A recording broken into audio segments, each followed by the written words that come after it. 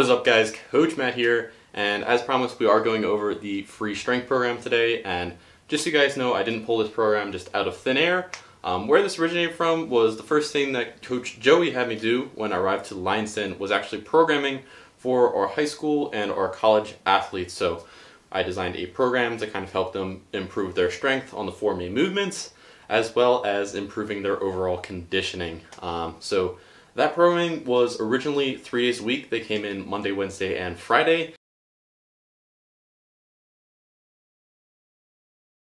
And it ran for 10 weeks. I have upped it to 4 days a week since that is my preferred method for improving strength. And I've upped it to the kind of traditional 12-week strength program because, you know, that's what everyone's doing right now. So this is specifically a strength program. If you are looking for, you know, those hypertrophy, those mass gains, I would suggest looking for a different program. It's not that you're not going to gain muscle on this program. It's more so that the strength rep ranges are not going to be as conducive to building mass if that was your goal. You will, however, put on some good strength for the barbell movements. Everything about the program is really super simple, really straightforward, nothing too crazy going on. So again, it is for the squat, bench, deadlift, and the overhead press, improving our strength in the main 4 movements. Each move we're going to be doing about 2 times a week, and that is something I really like with training. So increasing the frequency of how often you're doing the main movements really helps out strength progress. I'm not too big a fan of just doing a squat once a week, a deadlift once a week, and so on and so forth. We're going to do 1 competition style of the main lifts, and then 1 close variation of the main lifts. So competition style just means that you're doing it the way that would be done in a powerlifting meet. So you can wear your belts, wraps, knee sleeves, whatever you'd be allowed to in a powerlifting meet. If powerlifting does not apply to you, then you're just kind of standardizing the movements to their original movements. So nothing weird's going on. You're just doing a deadlift, you're just doing a squat, you're just doing a bench press. No weird variation going on is all that's happening there. In terms of the close variation, I'm leaving this open-ended on purpose. So I want you guys to be able to pick and choose the variation that's going to help your own weaknesses. The example I could give here is, say someone's having some weaknesses with their deadlift, maybe off the floor, and they want to put in deficit deadlifts. That's fine. Maybe they have some problem with their lockouts, they want to put in block pulls. That's fine. With the variations, I'd probably change them up about every 4 weeks or so. You want to give them enough time to progress, but then change it up so you can kind of work on a different area. Competition style, that's going to run through the entire program. So I have given you 2 different forms for this. I'm not sure how future me is going to write those down in the description. They'll either be down in the description in like a link, or it'll just be straight up written in the description. Future me will figure that out. But there'll be 1 for the competition style lifts and 1 for the variations, so make sure you're paying attention to which set and rep scheme is for which movements. Again, this will be 4 days a week. You'll be doing the competition style movements in the beginning of the week, variations later half the week, and it's a simple pyramid progression, guys. And what that means is your volume is kind of decreasing over time, but the intensity is going up over time. And that's a really straightforward and kind of common way that all your programs will be written. They might be written in a fancier way than mine is, but they're all doing the same exact thing. They're slowly dropping the volume to move you up to a more intense peak, and that's kind of how you get up to those 1 rep maxes. You don't just jump from volume to 1 rep max. In terms of how you're going to set this up, you're going to pair a lower body movement with 1 of the pressing movements. So we've got the squat and the deadlift. You're going to pair that up with either the press or the bench. So if you want to pair up squat and press, that's fine. If you want to pair up deadlifts and bench, that's fine. Or if you want to do it the opposite way. There's really not going to be a difference there, guys. Just do whatever your personal preference is. For example, I don't like deadlifts and I don't like press so much, but I really like squat and I really like bench. So I put 1 on each opposite day. So I'm doing a lift that I enjoy on each opposite day, and a lift that's a little bit tougher for me on each opposite day. And this is going to run Monday, Tuesday, Thursday, and Friday.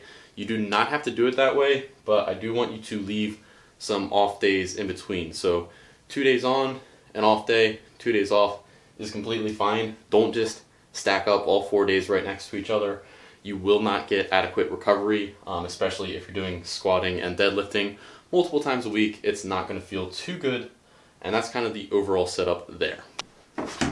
Going over the setup a little bit more in depth, again, Monday and Tuesday, or that earlier half of the week, whatever you decide on, is going to be your competition lifts. Later half of the week, Thursday and Friday in my case, will be your variations of lift. And the way you'll set it up day to day is it'll be your strength movements, so that squat and press, or that deadlift and press, and then your assistance movements, which we'll go over in a second here, and then if you're doing conditioning that day, conditioning, which we'll also go over. So that's kind of how things will roll day to day. Okay, like I said, I was going to explain how the assistance and conditioning stuff would work.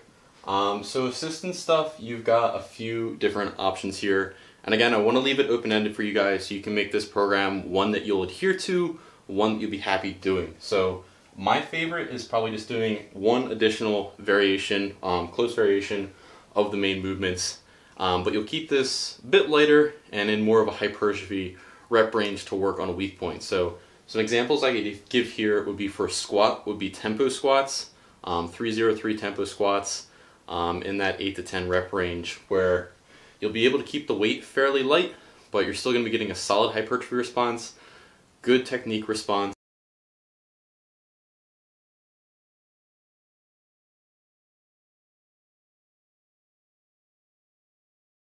And you'll be working on any sort of weak area for your squat. For deadlifts, this could be something like Romanian deadlifts, where you'll bring up your hamstrings with some solid hypertrophy work and technique work. The other thing you can kind of work on would be upper back work, if that's a weakness of yours. So you could be doing any sort of barbell rowing, weighted pull-ups, any sort of upper back work would work as well. Okay, Savage sessions. This is what I did for my college guys. And I have to give full credit to Coach Joey here. He is the originator of the Savage Sesh. And what this is just a conglomeration of exercises, either for time or for rounds here. So it'll be about 4 to 5 exercises. Again, these will be assistance movements to our main lifts, but these will be a bit smaller than your one additional variation. So these will be things like GHD, core movements, push-ups that are weighted, pull-ups, all that sort of stuff, push presses. It could be strongman movements. At times I've just had a fun day for the guys where we did kegs, sled pushes, tires, all that sort of stuff to keep things fun and fresh. And the way I'll kind of set this up is you'll either do it for time, like I said, so you could set clock for 20 minutes and run through as many of those exercises as you possibly can, or you could just say, I'm going to do 3 to 4 rounds, or maybe 4 to 5 rounds, and just see how long it takes me to get through this, and not stress about it too much. These are an awesome way to get a lot of work done, guys. I really love the setup that Coach Joey's come up with for these. So if you're not going to do the additional variation, I would 100% recommend the Savage session there. And then the final one, I've just labeled old school, and I don't want to talk trash on this. It's just kind of the original way I saw older YouTube channels kind of set up assistance work. And that's just very simply, picking 3 to 4 movements, certain sets, rep schemes, usually in hypertrophy range, maybe 4 sets, 8 to 12. I know that's like super common, but you'll just do that exercise, move on to the next exercise, move on to the next exercise, move on to the next exercise. Not super complicated or anything like that, very chill, so I get why people like it. It is very nice and chill, but I do feel like you can get more work done with the Savage session or with the one additional variation, but I do understand why someone would like to set things up in the old school manner. And then finally, conditioning, guys, and I do have a video about this on Joey's channel, so make sure to go check that out. I'll have that down in the description. But I can't stress how important conditioning is. No one wants to talk about conditioning, no one wants to do conditioning. If you are a strongman, guys, you have to be doing conditioning. You don't have a choice. Your events are going to include carries, where you're sprinting back and forth, and that's going to include crucial time. That transition time is going to be important to beating out competition. A lot of the events are just within 60 seconds, max reps. You are going to be fried, and you're going to need that cardio to get those last few reps. And for you powerlifting guys that are like, hey, I only have to hit 9 lifts over the course of the day. Why the hell do I need conditioning? And to that, I would say it's going to improve your overall workload in the gym so much. So you'll be able to handle volume like it's nothing, like it's a joke. And that's just going to improve your lifts overall. You'll get more work done in the gym, feel better in the gym, and that's going to improve your strength overall. So for you powerlifting guys that are like, I don't need conditioning, just try it, and I promise it'll work out for you. Keep it super simple, 2 to 3 times per week, 10 to 15 minutes, and I really like the high intensity interval training, and that can be a whole bunch of different meanings. It's just kind of a catch term at this point. Keep it intense, and that way you'll be able to keep it short, down to 10 minutes. If you do steady state, you'll have to do it for a bit longer. I'm fine with steady state, guys, but you will have to do it for a bit longer, and I do find it to be a bit boring and people don't adhere to it. That's why I don't like it as much as the higher intensity stuff. Then the only thing I have written down here also is just the optional bro arm work, because everyone wants to know how they can fit arms in to their programming, and what I'll say for that is you can fit this in 1 to 2 times per week, depending on how dedicated to the gains you are. Just pick a bicep movement and a tricep movement and do it in any hypertrophy rep ranges that you want to. I have 4 sets, 8 to 12 written down. That's just what anyone writes down when they want to indicate hypertrophy. But you can do 4 sets, 5 sets, if you're crazy, 6 sets, I don't care.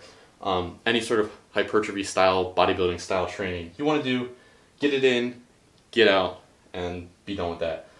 Just get the pump on and get out the gym. And that's about it for conditioning and GPP.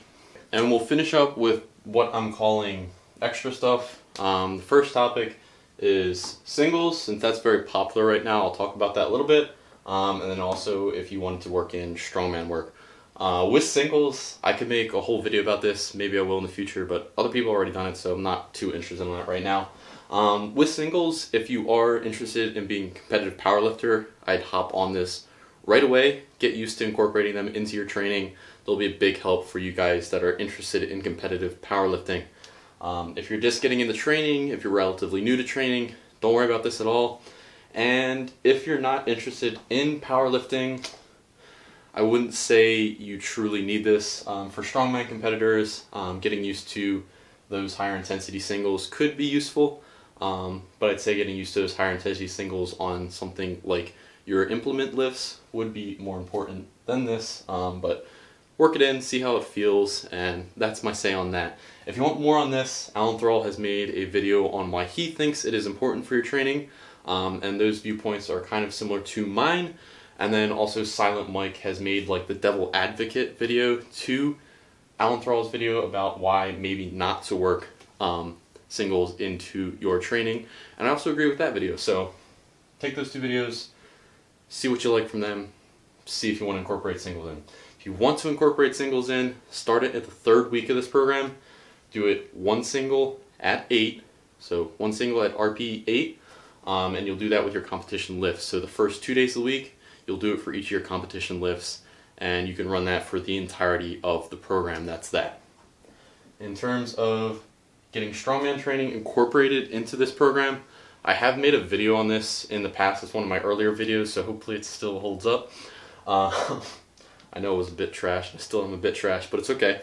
Hopefully that video holds up, and it'll kind of help explain how you can work strongman in. Real quick, working it into assistance stuff is really easy, so you can work kegs, tires, farmer walks, all that sort of stuff in for conditioning or assistance work without adding too much stress in. When you're working in those higher intensity things, I do recommend switching out one of your main movements for it. So something like an overhead press, you could switch out for log or axle bars. Do be careful playing around with this stuff, guys. You can get burnt out really quickly if you're kind of combining your strength programming with extra strongman work and you're not giving yourself time to recover, or you're just keeping the stress load way too high for way too long.